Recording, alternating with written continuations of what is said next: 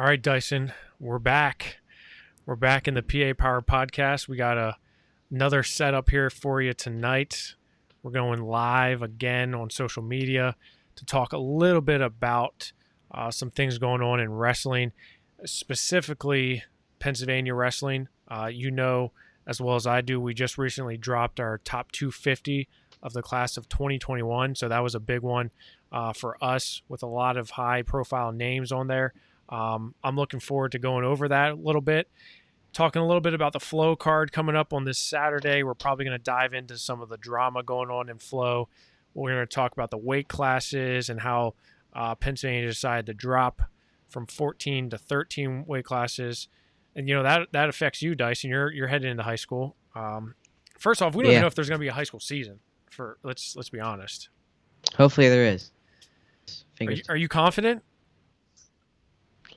Ah, you know, I'd like. I think so. They said the fall sports are going to start on time, and I think they're gonna get like halfway through fall sports, and then cases are gonna jump or something, and then they're gonna shut everything down, and then that'll shut down winter sports too. But hope not. I hope not.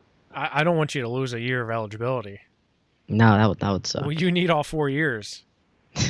But at least when you come in as a sophomore, you're going to be like a lot stronger. Your voice has already dropped even more from the last time I talked to you. So you're probably going to be like Yeah. 152 pounds your sophomore year now because you're on some type of growth plan.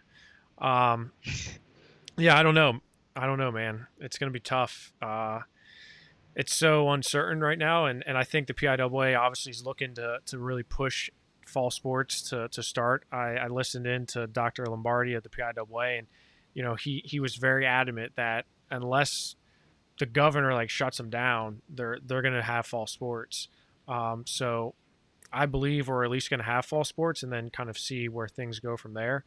But obviously, with like the PSAC, they're canceling fall semester sports, so that really impacts wrestling. I think that's pretty bad news for wrestling as a whole. Um, do you agree? I think that's the writing's on the wall there. Yeah, that's kind of how I think all uh all college sports will go to, and I'm surprised high school hasn't went to that yet. But as we said, they said fall sports will go on as planned.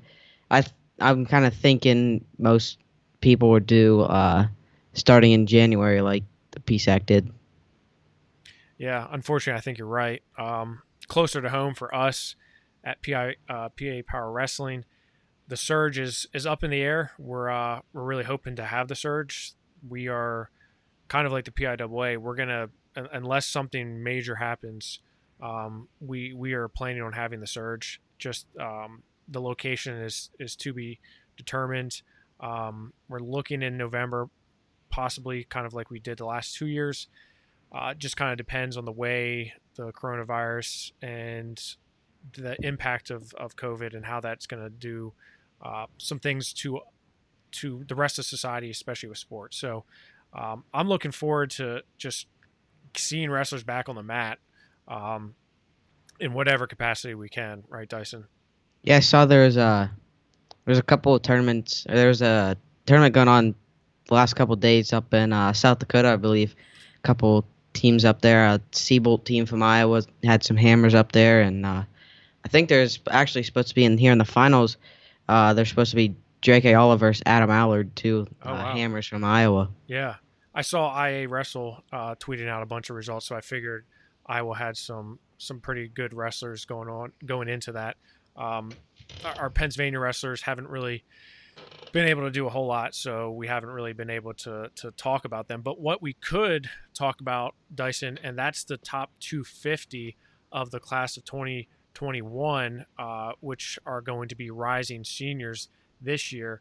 Dyson, let's go through and kind of dissect a little bit without going, without giving away too much. But let's start at the top. And Lenny Pinto sits there at number one, and he's already committed to Nebraska. He was a state champ last year. He won arguably the best weight class in the PIAA AA last year, winning the 170-pound AAA state title. over at least three other nationally ranked guys. That to me really solidified where he is. To go along with his performance in Fargo last year, I think that coupled with just what he's been able to do during the season and his off season, I think that really propels him to one of the top spots. This one is a little tough though because I would say there's not. I hate this. There's not like a Spencer Lee or even a Bo Bartlett type guy here where it's like the clear number one. Um, Yeah. I'd say there's a couple guys that could probably make an argument that they could be up in that top rank. Would you agree? Yeah, like I'm looking at it right now. You top three to maybe even could make an argument for possibly Kaib, but top definitely probably top three could have an argument for being number one. Like you said, there's no really standout guy, but I think he did a good job there putting Pinto number one. I'd agree with that. Yeah, I mean Pinto, just what he was able to do in Fargo last year was really incredible. His stock went really through the roof um, in Fargo last year. At number two, you have Gary Steen. Very interesting pick there at number two because Gary was coming off a season where he was a state champion as a freshman and then took third as a sophomore, being upset in the early rounds at states, but bounced back to take third. Last year, of course, he had some really tough matches with Unger from Notre Dame GP and also with Joey Fisher, two guys that are also here. They find themselves in the top 20. You look at what Gary Steen was able to do throughout the season. He was an Ironman champ. He was a Powerade champ, and he was a state champ. So you win three of the toughest tournaments, arguably in the nation. I think that pretty much says a lot about you. Yeah, yeah. Steen was like you said, very impressive last year. Those matches with Unger, the way he was able to make adjustments after losing the second one, and then to come back and win the third match at states in the semis. He was real impressive last year, like you said, winning the three biggest, arguably the biggest in-season tournaments of the year. And yeah, definitely got to give number two to Steen. I would argue that number three could probably make a case to be possibly one and two as well, and that's Wyatt Yeah, Henson from Waynesburg, go Hawks. by way of Missouri, right? Yeah, we know Dyson. He's going to Iowa. We get it. You once again you have your Iowa glasses on. Are you I gonna got put my on? Iowa hat and shirt. I believe you do. I'm There's a surprised you don't flag there, replace that towel there, that pictures, poster. that PA Power Wrestling. Do you just want me to buy you a Iowa backdrop instead? Oh, I got one over there in case this one like breaks or like get a little stain on it. There's a backup one over there. Gosh, you're unbelievable. Um, Wyatt Henson, Waynesburg, state champion last year, beat Sammy Hilgis in the regional finals and the state finals. And I think that kind of got lost in translation somewhere. I don't know. I just feel like that doesn't get talked about enough because, Sammy, I wouldn't say he dominated him at Powerade, but he beat him pretty soundly. And, Henson was just made some great adjustments in that regional finals. That was such an impressive match. But again, people were like, it probably won't happen again. And then it happened again in the state finals. And Sammy was, again, one of the top recruits out of the class of 2020. So if that means and Wyatt Henson beats him two times in a row, you would think that puts him at a pretty favorable position. I'd like to see Wyatt on the national level do a lot. I think that last year he wrestled Kenny Herman from Becca at the Ironman, lost to him, defaulted out, banged up a little bit, but when he needs to go, he goes. You bring up Kenny Herman. That match they wrestled at Super 32 early in the season last year, and I remember that match was crazy. And then after that, I was looking forward to that rematch at Iron Man, and then I think if I remember correctly, Herman beat him pretty handily at Iron Man, or at least That it was was a it was kind of close. yeah, It was kind of close. It wasn't as entertaining as a Super 32 match, but they yeah. were definitely scrapping. Yeah, and then like you said, him beating Hillegas really puts a stamp on it, and just I think is like we said before we started talking about him, definitely makes a case for who knows, maybe if he wouldn't have moved to Missouri, maybe if we would have won a state title in PA, would have been number one.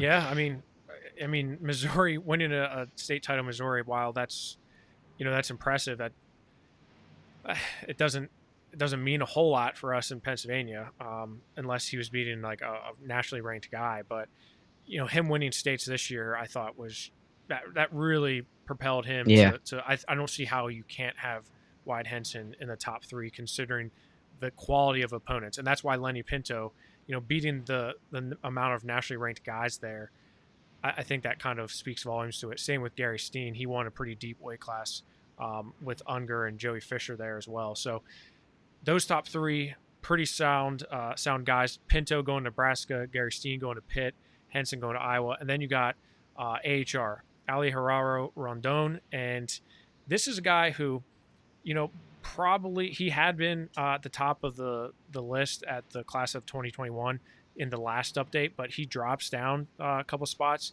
And I hate to be down on Allie, but you win a state title your freshman and sophomore years.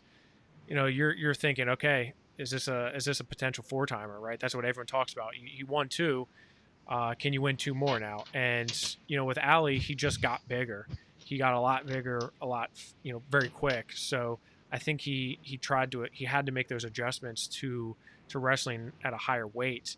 And let's not forget. I mean, he finished fourth in the state in a pretty loaded weight class yeah, um, that included nationally ranked guys, Gabe Willishell, Kenny Herman, Patrick Noonan, right? And he was right there with them with all those matches. I mean, he was so close.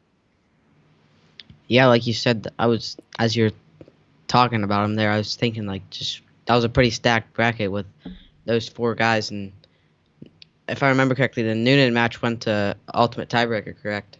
Yeah, that was an ultimate tiebreaker, and even that match with Willishell in the third and fourth place match, Yeah, that was a rematch of Powerade finals. That was a rematch of the regional finals, and you know, Allie's a guy. He's committed to Oklahoma.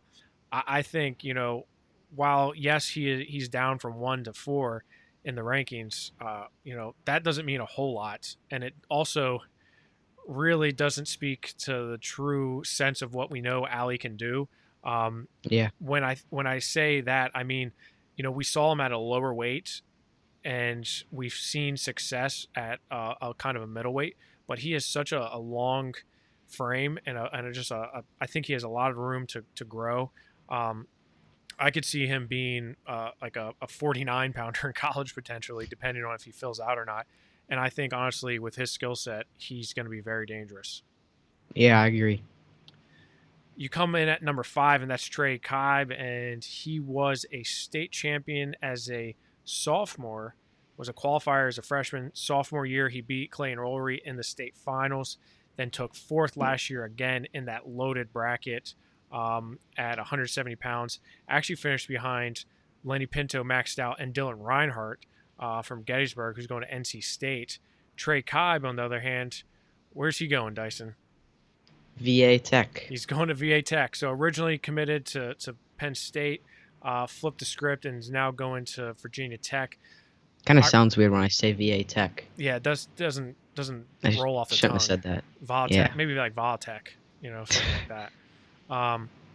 Trey's joining Clayton Orey, the guy he wrestled in yeah, the state finals 2 years ago. So, but I think he's gonna get bigger. I think he'll probably outgrow Orey.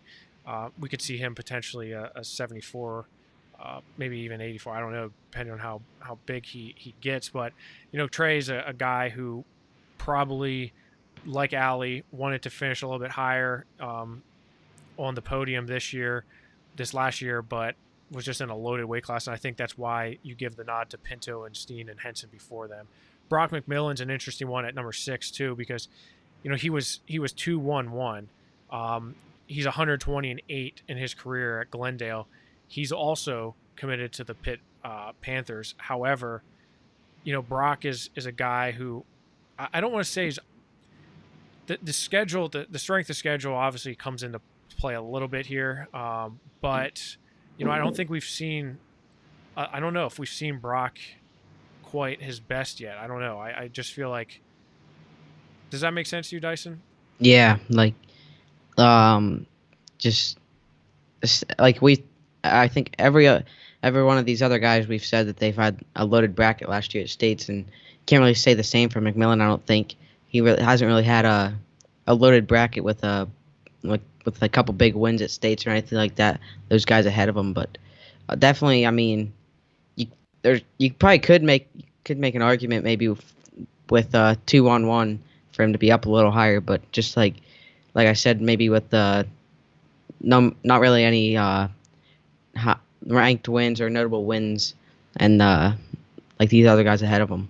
Yeah, I mean, and it's not necessarily his fault, Yeah, because Glendale's a smaller school. I mean, they do go to places, but Escape the Rock this year, like Escape the Rock, he got banged up, wasn't wrestling well there. Um, it's different when Allie's going to Ironman and Powerade, right? And Henson's going to Ironman, Powerade, Beast of the East.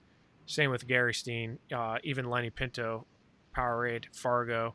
Um, so I think Brock just by virtue of the fact that he's not seeing these bigger name guys, it kind of diminishes a little bit of that, which is again no fault to him, but I just think that's kind of the way the cookie crumbles sometimes.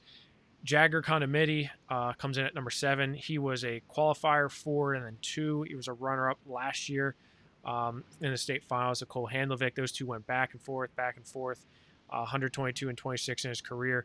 One of the guys that I know Rob Waltco and I are really high on. We just think he's got a lot of potential, just been very consistent, and I think he's gotten better in each and every year. He's going to Nebraska. He's going to be joining Lenny Pinto, 2 District 11 guys going out there with Brian Snyder. Two guys that I think he's excited to have coming in. But I think Jagger's a guy who probably this year is going to be a favorite to win a state title at whatever weight he decides to go to. yeah, I'd agree with that. He like everything you said. He's just been. I like his upside, and I think he's got I think he's got a great career next year, and then excited to see what he'll be able to do at Nebraska as well. For sure. And the first unsigned guy on this list is Nate Schoen from Selinsgrove, and he was 8-1-2 in his career, 8 as a freshman up at 220, and that's actually the year he beat Hunter Katka, and he took 8th in the state. Was a state champion last year, or I say last year, 2 years ago, I guess now, 2019. He was a state champion that year and was second last year to Dorian Crosby. So Kaka was at 220 and 19, and he took third, and Schoen took first. The following year, Kaka goes up to heavyweight. Crosby is now at, and Crosby took fourth that year. So they kind of switched. Crosby took fourth, Schoen took first, and then the next year, Schoen took second and Crosby took first. So those guys were just battling back and forth. I love it. Yeah, And Schoen, and I think Eric Knopfsnyder was talking about like after the regionals, Schoen like yeah, had like a broken finger, busted nose, like just complete brutalized. And I think he's a warrior. So he came back, lost in the state finals, but 105 and 6 in his career. I think a lot of schools want to have him. yeah. I'm excited to see where he'll land, and I think he's pretty good at football too, isn't he? Yeah, he's really good at football. Also was a baseball player. I don't know if he still plays or not, but definitely a really good football player. So I'm not sure if they're looking at potentially doing like a Gage Garcia route where he's doing both. Yeah, Um, I would say, unlike Gage, I think Schoen's probably a little bit more. He's probably more better at wrestling than he is at football, or at least more recruitable in wrestling than he is yeah, football. But I mean, Garcia was playing on Southern Columbia. I mean, most of those guys are D1 commits. So, yeah, but Schoen's a guy I hope to learn soon when he is going to commit and where he's going to go to. Number 9 is Brent Unger from Notre Dame GP. He was a 6th place finisher in Jersey, a Jersey state champ. Then he came across the border to Pennsylvania, where he was 3rd in the state last year. He lost to Gary Steen in that semifinal match.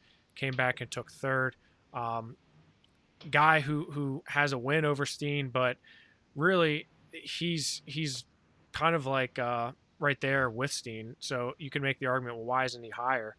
He's heading to Cornell, and the fact of the matter is, he does have those two blemishes on his record. He's from Jersey, so he finished first and sixth in Jersey, and we have to punish him a little bit for that, right, Dyson?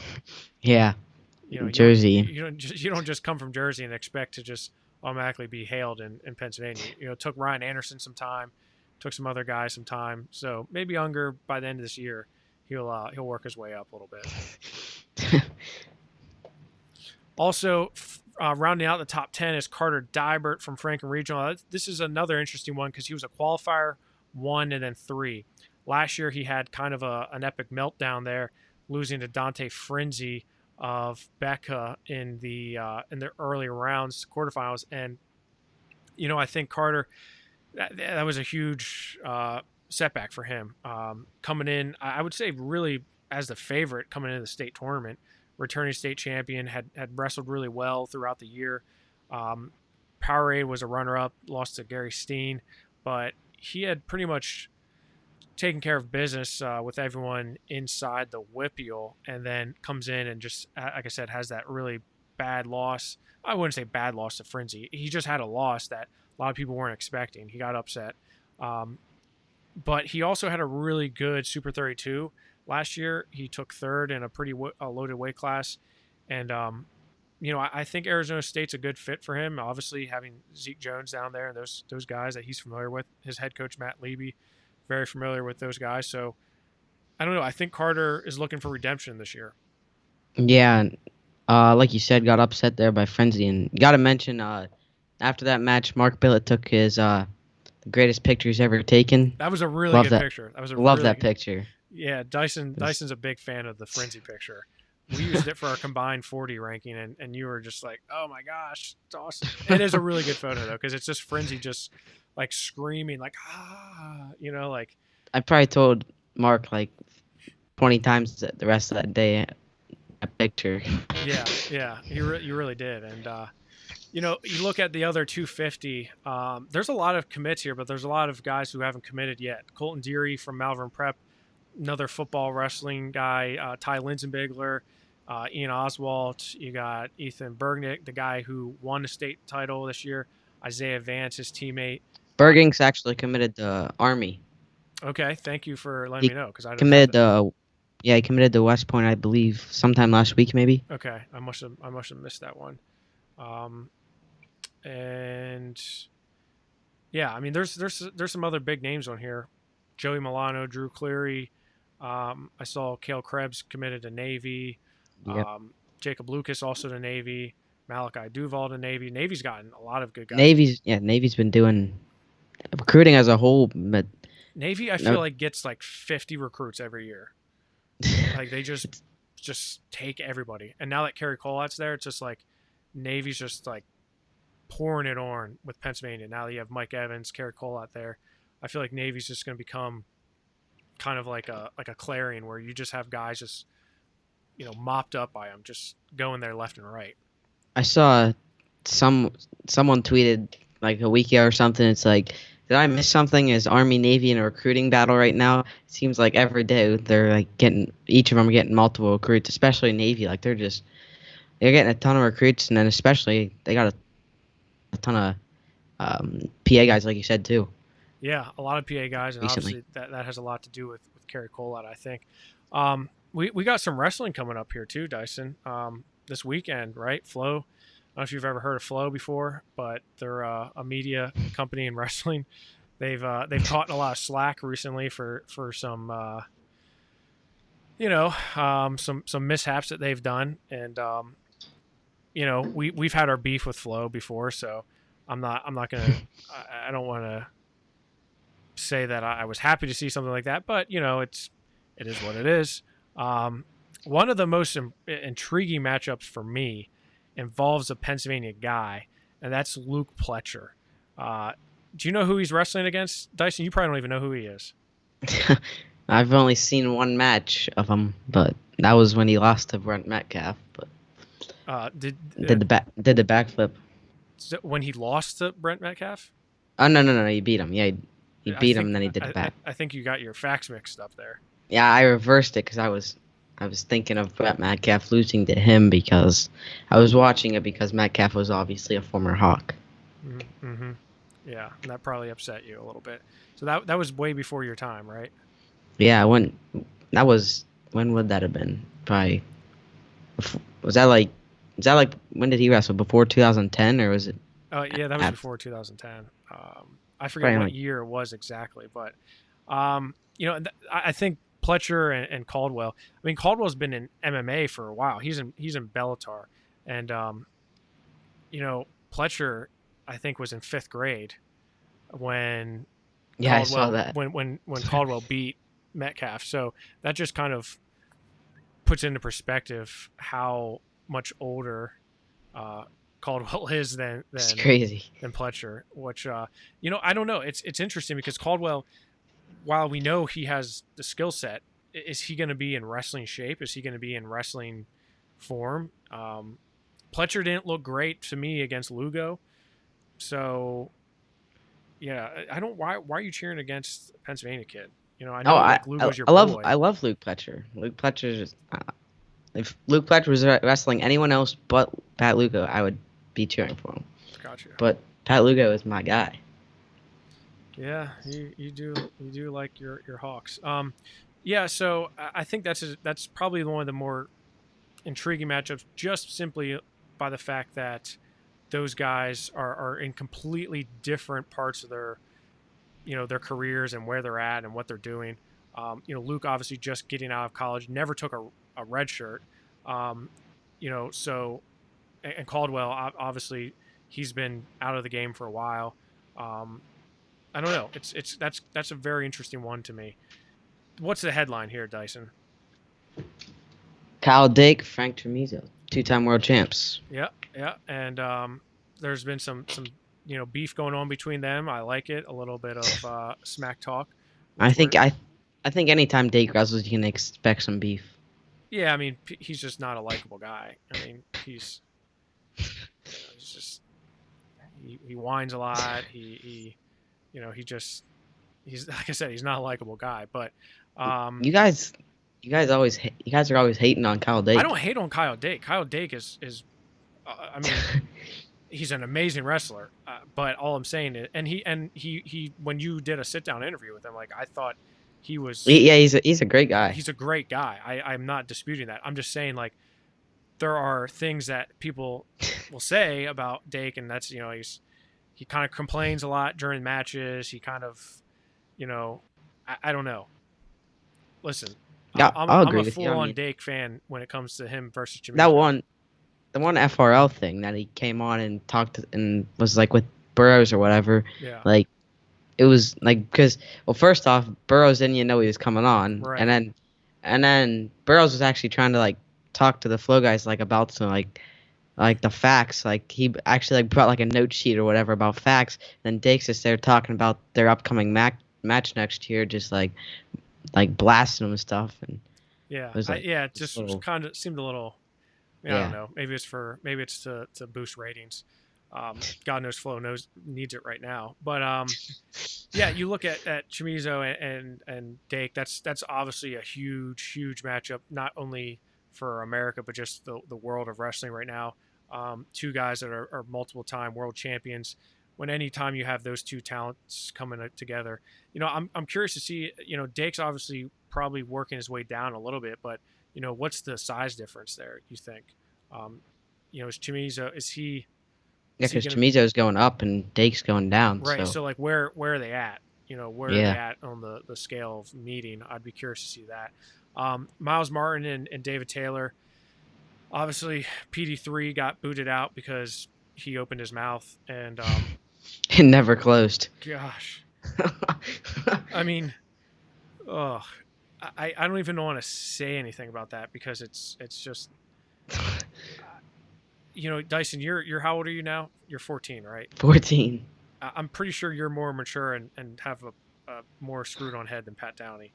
Um, it's just incredible the things that he was Now watch, saying. he's probably gonna hear this and start blasting you on Twitter or something. I don't. Maybe he will. I don't know. I mean, if he would like some advice about being an adult in 2020, I can help him. Um, it's just crazy to me, you know. So I thought David Taylor, if there's anyone he should be ticked off about, it should be David Taylor. David Taylor straight up eviscerated him by saying, you know, I didn't even want to wrestle him because he's not even a good opponent. I just wanted Yeah, to. yeah, that video, it He, was hilarious. I watched that thing like 5 times, just laughed. it was a He put savage out that move. video. He's like, when I took that match against Pat Downey, I didn't take it because he was a good opponent. I took it because I truly wanted to smash him. Right. And I he's like, mean, now that I have a good opponent, Miles Martin. I better start training. So, You know. yeah, it was hilarious. I'm excited to see that match. I wasn't really excited to see the Pat Downey match because it was just a matter, unless they would have gotten rid of the tech falls and went Yeah, to that would have like been hilarious. 7 minutes, it'd been 60-0. I'm excited for Mymar and David Taylor, just simply that Penn State Ohio State, and David Taylor has been so good up until that injury. Is he going to get back to form? Is he going to get back to where he needs to be? Miles Martin, though, he's been chomping at the bit. I like him, and I think that's now a pretty decent matchup. I saw Martin was ranked 8th in the world by that John Kozak guy. Mm-hmm. He made that website or whatever with the rankings, and then I saw him. He made an explanation video because people were wondering why Martin is ranked so high, but he said because 74 or 80, 86 is just so crazy, and he just had a couple more. He was a little bit more consistent, so that's why he was ranked so high. Yeah, I saw that too, and I was like, I didn't know where those rankings were coming from, but and I didn't realize that Miles Martin had done so much in freestyle. I can't even think of a international tournament he's been to. Right, I'm sure Like, he has. I'm assuming he yeah, has, but um, that's one I'm excited about. If I had to rank him, I'd say Pletcher Caldwell, Dake Chimizio, DT, and Mymar. one match I'm really looking forward to. It's that RBY Jack Mueller match. Yeah, I guess. I just think I mean, their styles RB, are RBY is really fun to watch. His style yeah, is so much fun, so I'm excited for that. It doesn't. I don't know. I I, think Mueller's really good at freestyle, or at least we haven't really seen him too much. But last year, I believe it was, yeah, it was that Beat the Streets in Madison Square Garden. I believe he might have even tech fouled Piccinini, and he's got a real good chest wrap and head pinch. And then, like you said, the RBY's style is just crazy and fun to watch. So I'm excited to see how those two styles clash. what about Sammy Alvarez and Vito Arujau? That one, I It's New I don't Jersey and New really York, man. I don't really know what to think of it. But I if I had to, yeah, two young guys too. They're only still got 3 years eligibility left, both of them in college. So Yeah, did you also see that Flo put that thing of they put a screenshot of a fake Sammy Alvarez tweet. It was like a fake account, and it was they kept like using it as like a promotion, like it was actually him. they got trolled. Well, they also Yeah, put they I don't know if you saw the promotional poster, but they put all the white guys on the one yeah, side and all yeah. the black guys on the other side. And they got blasted for that, and Not so a then good they look. changed it. Not a good look in 2020. Let me tell you. Yeah, They got some things to work on in the PR department. See, that's the best thing about being PA Power Wrestling is we are a company of 3, 4, 5, depending on the day, and depending on what they. we are headquartered in my unfinished basement, and um, we tend to not say stupid stuff on social media or try to act like we're something that we're not. So we don't necessarily always fall into those traps. The flow card, that is this Saturday, July 25th. That is going to be at 8 o'clock p.m. I believe that's Eastern Standard Time. It may be Central Time. I'm not 100% Uh, sure on that. Yeah, And probably Eastern. They yeah, usually list them in Eastern. that's on Flow Wrestling. I believe they're giving a 20% discount too for subscribers. I've seen that floating around. we're trying to break out and diversify here at PA Power Wrestling. So be on the lookout for potentially some big news in terms of bringing on some diversity. Just gonna throw that out there. Dyson, anything else you want to talk about before we close this out? I think we touched on everything. Feel like it was a pretty productive show. We talked about the top 250, touched on the flow card a little bit. Yeah, man, we had a lot of fun stuff to recap. We had we didn't really talk about the PIAA, the 13 weight classes down from 14. I think it's just almost You've like already, we you we've guys, we've you and Eric have talked about it a ton already. yeah, we've talked about it at length. We kind of all saw it coming. We kind of just accepted the fact that it was going to happen. So it's almost like whatever. Yeah. I don't know, but we can talk about more about the implications a little bit closer to the season if we even have a season, to be honest. So, which I hope we do, Dyson, for your sake. Yeah. For your sake, man. Be on the lookout though for PA Power Wrestling with some cool stuff coming out. Dyson, until next time, man. Don't get too much older on me, okay? I'll try not to. Like Adam Sandler said, never say that again. You never want to go out of elementary school. Never want to go to high school. Okay? Stay a kid. It's much easier that way. I All think right? you've told me that a couple times now. I have told you that a couple times. And it also doesn't help that a lot of people thought I was your father at States. Because that made me feel really old. That was probably about 20 people said that. Probably. All right, Dyson. Hey, good catching up with you. As always, check out papowerwrestling.com. Check out Rockfin for our latest content at PA Power Wrestle on Twitter. Check us out on Instagram. We got it all, Dyson. All right? Yepers. Later. Rockfin, baby.